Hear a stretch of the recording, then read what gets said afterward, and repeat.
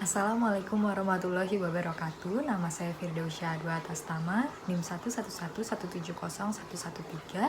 Saya dari kelompok 80 KKN tematik COVID-19 UPN Veteran Yogyakarta. Di sini saya akan memaparkan materi tentang edukasi adaptasi kebiasaan baru atau new normal.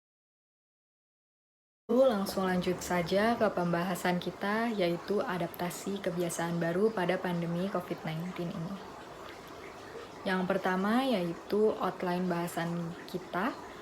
Ada 6 poin bahasan. Yang pertama yaitu apa itu COVID-19 itu sendiri, jumlah kasus COVID-19, gejala, bagaimana mekanisme penyebarannya, tindakan pencegahan, dan bagaimana adaptasi kebiasaan baru itu sendiri pada tempat umum. Tempat umum yang saya pilih ada 5, yaitu merupakan tempat-tempat yang umum dikunjungi oleh masyarakat Indonesia. Yang pertama yaitu pusat perbelanjaan, tempat ibadah, tempat kerja, tempat usaha, dan juga transportasi umum. Apa itu COVID-19?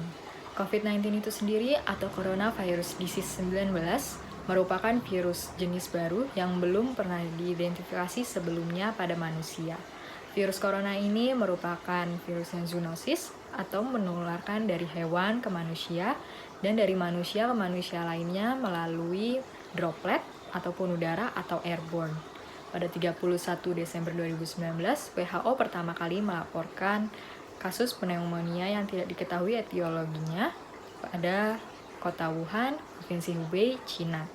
Dan pada Rabu 11 Maret 2020, Organisasi Kesehatan Dunia atau WHO menyatakan bahwa COVID-19 ini merupakan pandemi global. Untuk jumlah kasus di Indonesia sendiri, yaitu ada 78.572 kasus positif, 37.266 kasus aktif, 37.636 pasien sembuh, dan 3.710 pasien meninggal dunia per tanggal 14 Juli jam 16.15 waktu Indonesia bagian Barat.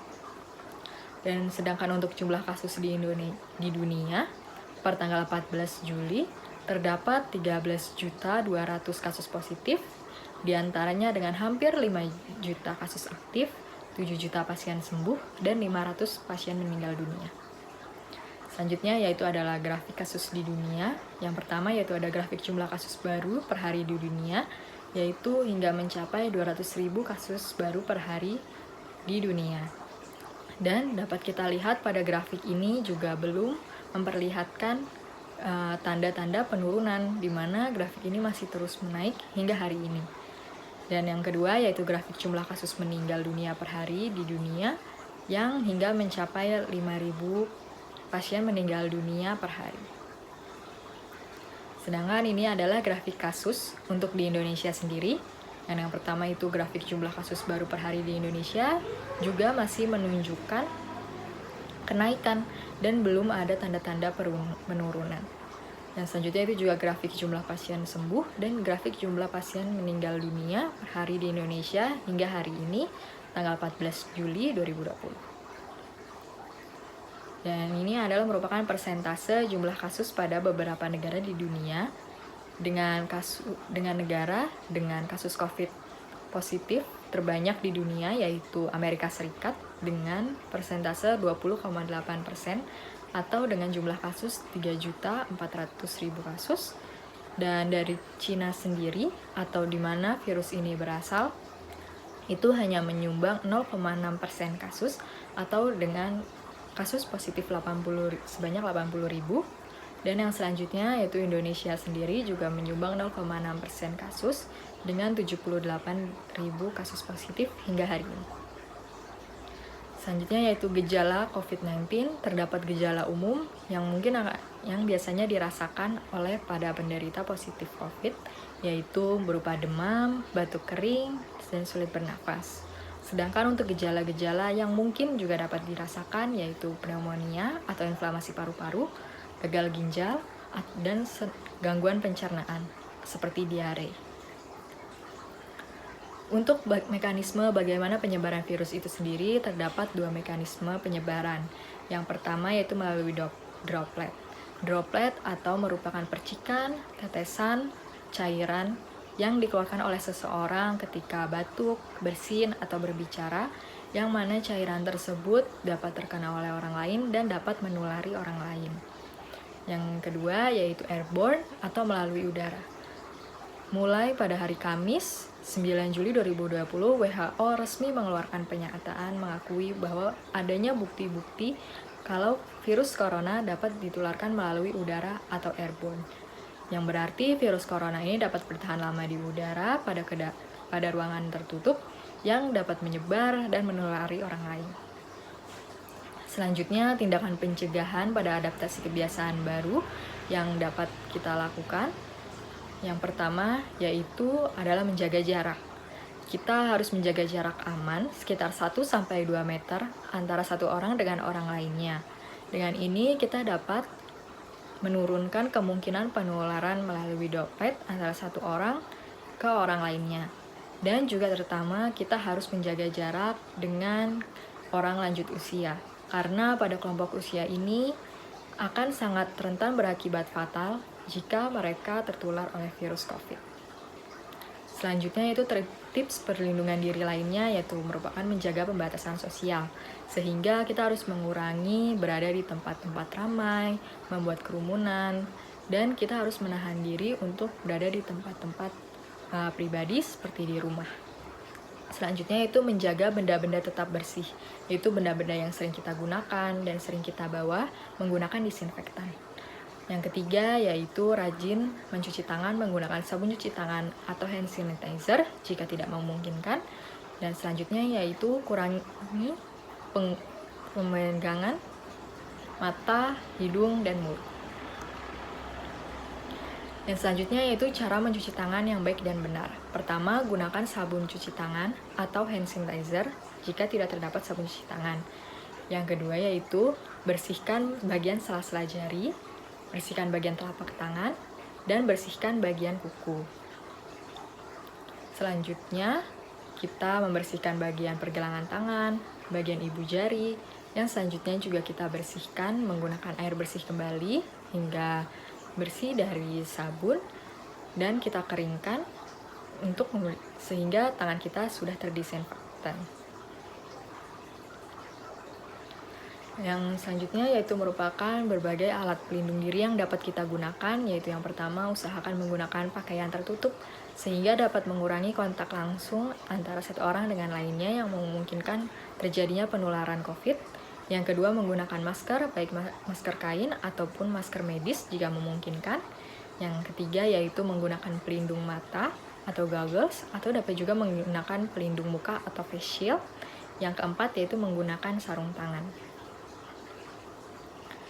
Dan selanjutnya kita memasuki ke adaptasi kebiasaan baru di tempat umum. Yang pertama yaitu pada pusat perbelanjaan. Adaptasi kebiasaan baru yang kita lakukan yang pertama adalah sebelum kita mengunjungi pusat perbelanjaan, pastikan bahwa diri kita sendiri itu dalam kondisi sehat, yaitu dengan tidak menunjukkan demam, batuk, ataupun bersin-bersin yang biasanya menjadi penunjuk gejala COVID-19 itu sendiri. Yang kedua yaitu perhatikan waktu berkunjung. Usahakan tidak mengunjungi pada jam-jam ramai dan juga serta tidak berlama-lama di pusat perbelanjaan tersebut.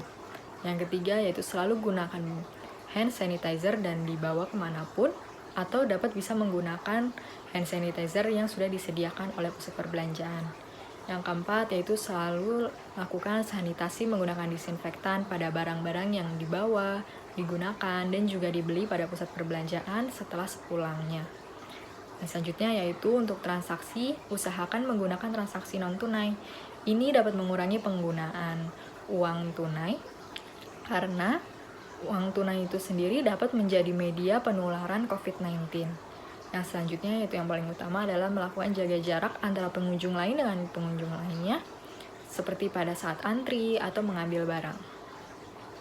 Selanjutnya yaitu adaptasi kebiasaan baru di tempat ibadah.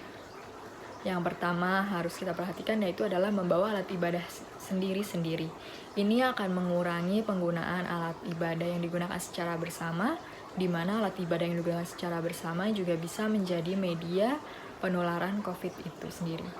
Yang kedua yaitu setelah pulang setelah ibadah, Yang ketiga, usahakan hanya mengunjungi tempat ibadah sekitar sesuai domisili, sehingga ini dapat mengurangi adanya penularan kasus dari luar daerah. Yang keempat, yaitu selalu lakukan sanitasi menggunakan disinfektan pada barang-barang yang digunakan atau dibawa. Lalu juga kurangi kemungkinan adanya interaksi antara jamaah lain, karena ini juga dapat mengurangi adanya penularan COVID-19. Selanjutnya, untuk himbauan MUI sendiri untuk sholat Jumat, yaitu MUI melarang adanya pelaksanaan sholat Jumat yang dibagi menjadi 2 gelombang di waktu yang berbeda pada tempat yang sama. Namun, kita dapat pada daerah dengan kasus COVID-19 yang terkendali, sholat Jumat dapat dilaksanakan seperti biasanya. Jika dapat memastikan bahwa kondisi dalam keadaan sehat, sholat dapat dilaksanakan pada daerah yang menggelar adanya sholat Jumat. Jika tidak melaksanakan sholat Jumat karena dengan alasan dengan hukum yang dibenarkan, maka kita dapat menggantinya dengan sholat zuhur. Contohnya seperti ketika kita memiliki gejala-gejala COVID, maka kita dapat menggantinya dengan sholat zuhur saja. Selanjutnya yaitu adaptasi kebiasaan baru di tempat kerja.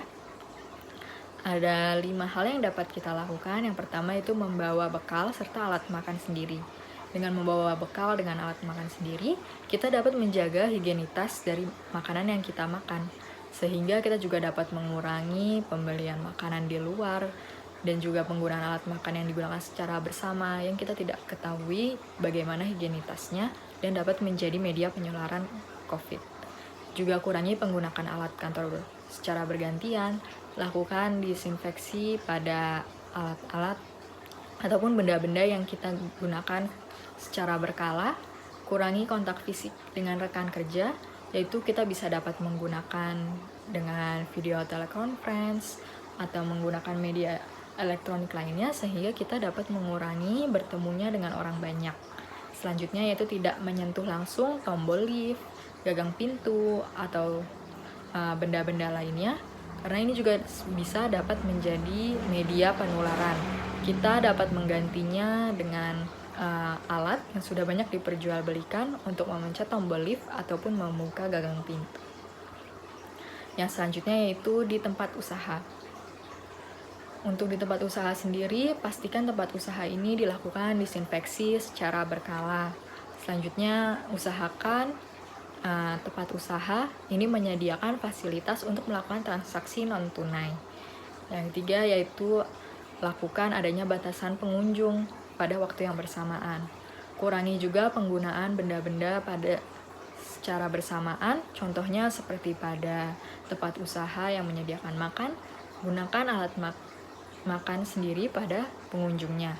Yang selanjutnya yaitu juga sediakan atau selalu bawa hand sanitizer serta sabun cuci tangan. Yang terakhir yaitu usahakan untuk membawa pulang pesanan saja dengan tidak menyantap makanan di tempat, sehingga kita dapat mengurangi adanya kontak untuk penularan COVID. Yang terakhir yaitu adaptasi kebiasaan baru di transportasi umum. Ada 4 hal yang dapat kita lakukan. Yang pertama yaitu hindari jam ramai, sehingga kita dapat mengurangi adanya kontak langsung.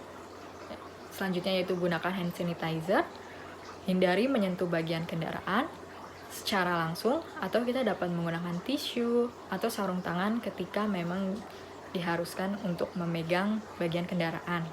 Yang keempat, yaitu perhatikan tanda-tanda penunjuk.